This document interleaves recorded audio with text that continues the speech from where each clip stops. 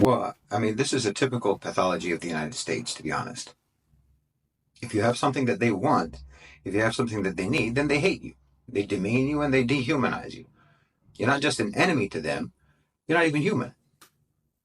They need you to not be human so that they can morally justify to themselves all of the cruelty and the brutality that they will employ against you to exploit you, to use you, and to pillage whatever you have that they want. Because they want to be able to enslave and abuse you in good conscience. The most obvious example, of course, is slavery.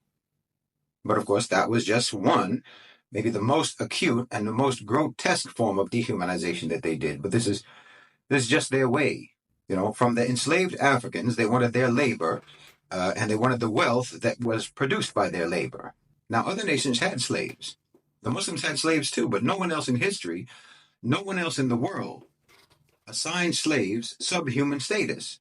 As I've talked about before, slaves in the Muslim world could rise to an even higher socioeconomic status than their masters. In the Muslim world, the slave and the owner were brothers, but in America, the slave was considered a beast of burden, and the owner of the slave was a sadistic beast master. Now, they needed it to be this way. They needed it to be this way because fundamentally, they do not know how or do not believe in peaceful, equitable transactions. They don't believe in mutual benefit. Mutual benefit to them represents some kind of loss for them. They don't believe in harmonious relations, fair transactions, fair exchange, and all of that. They believe in conquest. America was built on stolen land and sustained by stolen labor. And it has a long-standing habit, a tradition, of dehumanizing those who possess what it desires. So for the African slaves, they were dehumanized for their labor, for the sweat and tears that built the foundation of a nation claiming freedom for all. But they had to dehumanize them in order to make that claim, you see, because they wanted to be able to pretend that they were good, righteous, enlightened people who believed that all men are created equal.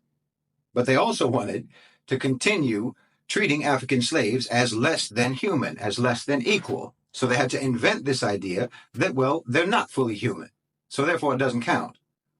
It wasn't a violation of their principles to treat beasts of burden as unequal. By dehumanizing them, they were able to convince themselves that chattel slavery didn't contradict with their claims of virtue. Or you can look at the Native Americans.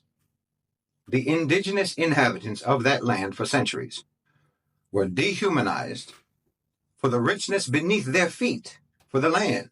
They were pushed to the margins. Their cultures were erased. The lands that they held sacred were violated, all for America's insatiable, ruthless hunger for more, for expansion, for dominance. They don't understand the idea of coexistence, of peace and harmony. They believe in the philosophy of the last man standing. That's their approach to the world. First within what's now the territorial United States, and then the entire Western Hemisphere, and then to the whole planet. This is what they applied. Mexico, Central America, South America, you see the Latin Americans, their natural resources were sought, and so their sovereignty was trampled upon. America's pursuit of what it desires has always been characterized by exploitation, domination, and subjugation. For all their talk about capitalism and the market, you know, free exchange and so on, for all their talk about this, it's not what they practice, and it's not what they fundamentally believe. For them, capitalism means we make the money, we make the profit, we benefit. Everything is ours and nothing is yours. Well, that's not capitalism. It's barbarism. It's piracy. You can't go into a business deal or a negotiation with that mentality. That's the mentality that you have when you commit a bank robbery, not a business agreement. But you see, they can't admit to themselves that they're actually just glorified pirates, glorified mafiosos, marauders, because they have a need to believe about themselves that they're good, enlightened, civilized people. So the only way that they can reconcile their barbaric instincts with their need to believe in their own goodness is by dehumanizing everyone else, dehumanizing everyone who has what they want. And they want everything. The United States is the only country in the world who literally and seriously believes that control over the entire planet is vital to their national interests. Imagine. And we've gotten used to American dominance. We think the world actually has to operate like this. We imagine that there's no other way for international relations to be carried out except by means of hegemonic power. But of course, that's not correct. Just because one country or even a few countries have more power than others, that does not necessarily mean or automatically mean that everyone else just has to kowtow to them and be exploited and be pushed around and do as they're told. It doesn't have to be like that. That's a Western model, and it originates from the Western psyche, which developed through their own peculiar history and their own peculiar culture. Not everyone's like that. In fact, most people aren't like that. Are you like that? Of course not. It's abnormal. The truth is that even most average Westerners, most average Americans are not like that. And I think it's even less and less prevalent now among the common people in the United States, precisely because their own government, their own elites are now dehumanizing even them, subjugating even them, treating their own citizens as a subcategory of the human race who deserve to be exploited and disposed of after use. That's how the West and how America is treating its own people now, not just the global South. And yes, it's abnormal, it's pathological, it's sick. And most people, even most states around the world, are not like that. There's something wrong with you. I mean, China's not like that. China, by most metrics, is the largest economy in the world. It's a global superpower, not a regional one. It's a global superpower. But it's not trying to dominate and subjugate the planet. The Chinese approach to international relations is compatible with the historic Muslim approach to international relations. This is why we get along. This approach is one of harmony, mutual benefit, bilateral and multilateral cooperation. They don't feel that they're losing money if both of you make money. They don't regard your prosperity or the prosperity of others as a threat to their own prosperity. They believe in mutually profitable transactions. You know, for the Chinese, if you have something that they want, if you have something that they need, well, that makes you important to them. It makes you someone that they want to get along with. It doesn't make you an enemy. It doesn't make you, or it doesn't make them want to invade and colonize you. And understand this isn't necessarily based on any particular morality or moral principles. It's just simple practicality. It's good business. If you wage war on a country, then only some segments of your economy will benefit from that. You know, weapons companies, reconstruction-related industries, and so on. But there are huge segments of your economy which will suffer because of war. To the average Chinese business person, when they see casualty figures from, say, the war in Iraq or wherever else, they see from those casualty figures, well, that's just that many more people who will not be customers that we could have sold to because they're dead. That doesn't make practical sense. That's not good business sense. Forget about the moral right and wrong of it. Just from a practical business perspective, casualties of war don't go shopping. I mean, until recently, the U.S. economy was war-driven. It was the military-industrial complex. That was the driver of the American economy.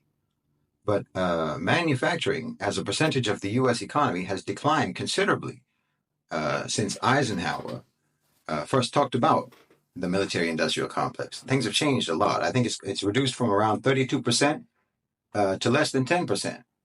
And about today, about 90% of American manufacturing is not connected to the U.S. military. That means that other business sectors have greater influence than they used to. Business sectors that may not necessarily benefit from war, but could actually be hurt by war.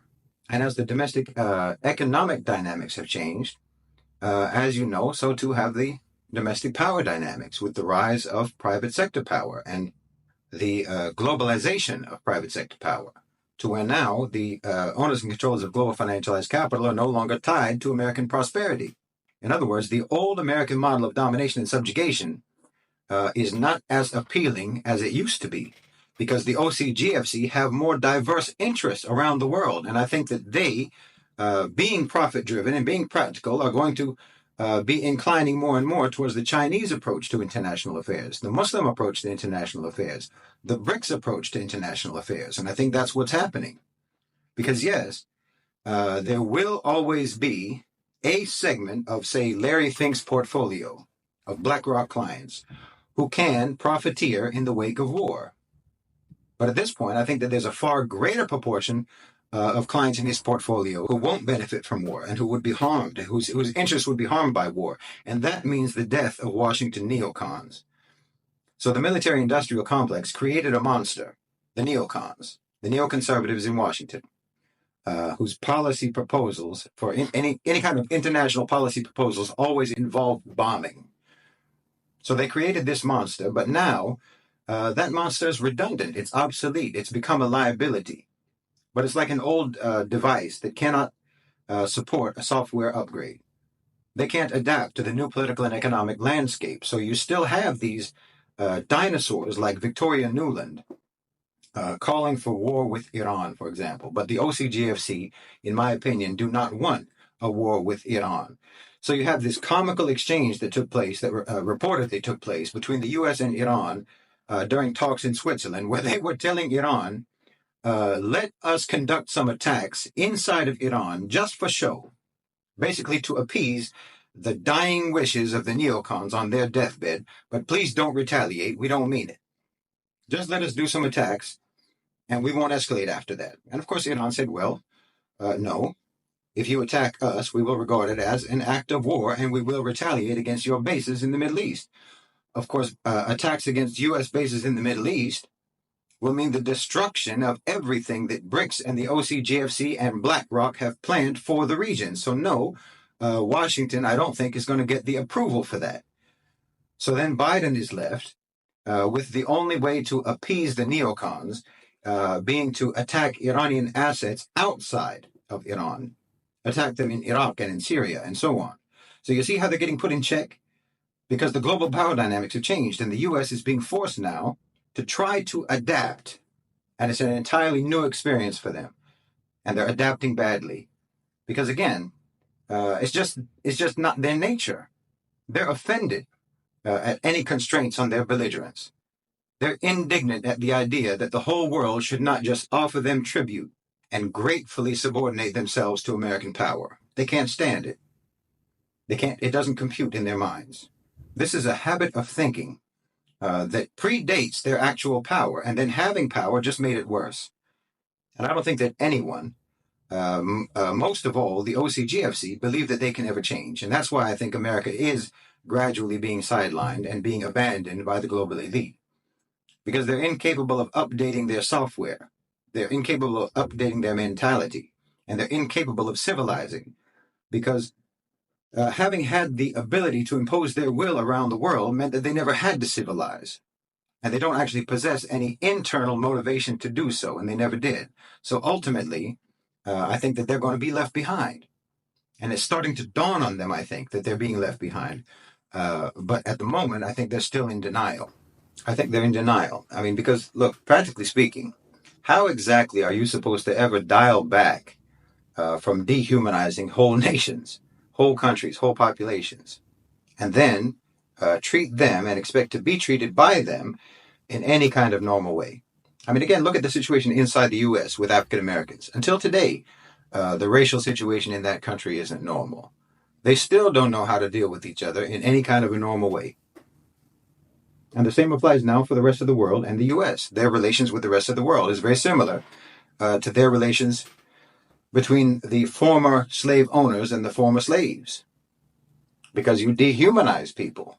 And how are you supposed to get past that? How are you supposed to get that out of your own mind? And how are they supposed to get it out of their own mind about you?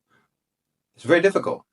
So now the same dynamic, the same dysfunction is going to potentially permanently plague America's relations with the rest of the planet. I mean, in some ways, you could say that BRICS, the BRICS countries, are almost performing a kind of an intervention, like with an alcoholic or a drug addict. The U.S. is reaching rock bottom, and BRICS is performing an intervention to force them to see, to face what they really are and how they really are, and forcing them to see the way they're going to have to be if they want to recover any kind of respectable role in the world. But until now, I think the U.S. is in denial. They can't face it. You know, Europe is kind of like that last friend of a drug addict who sticks by them until the end. until finally the addict steals from them and lies to them and betrays them too, and eventually they'll lose even that friend. You know, it's like that song says, America is smoking all of its friends down to the filter, and the inevitable reckoning is coming, and it's going to be hard.